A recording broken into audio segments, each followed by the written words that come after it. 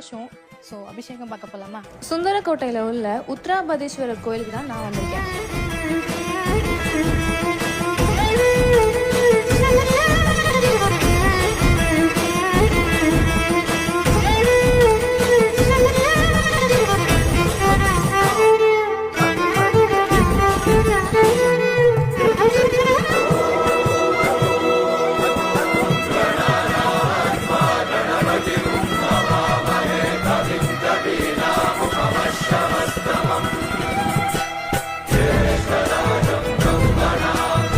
இந்த கோயிலோட ஸ்பெஷலே நம்மளோட வேண்டுதலை சொல்லி நம்மளே தூபமும் காட்டலாம். ஆடல் அரசனாடு விரியும் மின்னல் உறையுதே கங்கை தலையில்.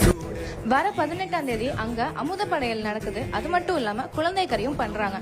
குழந்தை இல்லாதவங்க இந்த திருவிழாவில் கலந்துக்கிட்டா குழந்தை பிறக்குங்கிற ஒரு ஐதீகமும் இருக்கு.